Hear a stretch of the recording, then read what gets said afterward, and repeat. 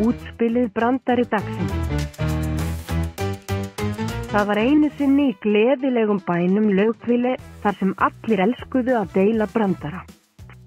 Fólk í Laugavegi var frægt fyrir húmor sinn og hver morgun byrjaði með hlátri, stökk sér vinsælasta viðburði bæjarins, útspilið brandari dagsins.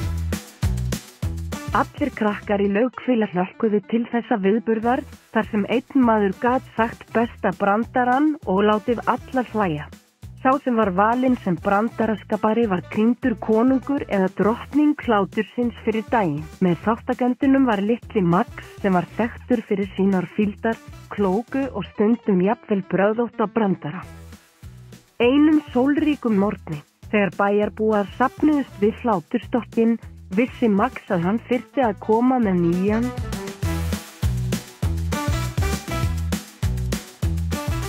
ótrúlega fyndinn brandara til að vinna.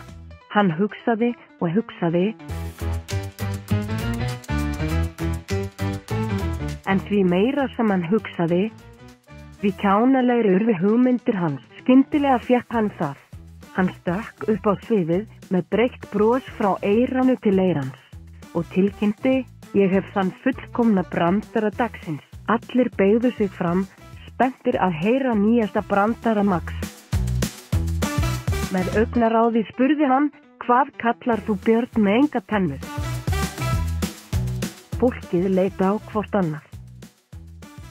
Ruglað, við vitum ekki, hvað kallar þú björn með enga tennur?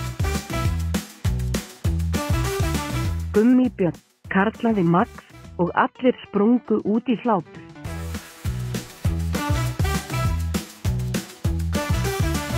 Smá hlátur var að hlunkum og hlunkar urðu að miklum hlátur.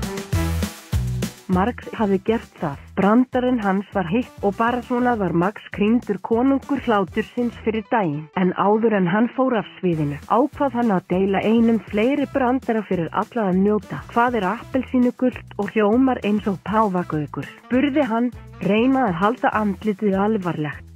Fólkið var á barmi uppgjafar. Hvað? Hrópuðu þau. Tarot, sagði Max og fór að kikka. Með öllum hlæjandi lýsti borgarstjórinn yfir að brandari Max yrði brandari dagsins og hann þyrfti að kenna öllum leyndarmál sín í brandarasögunum næsta dag. Og svo, alla daga í Laugavegi, safnuðust krakkar saman fyrir útspilið brandari dagsins og Max sá til þess að hlátur og gleði dreifðust allan bæ. Því eins og Max sagði alltaf, dagur án hlátra sóaður dagur.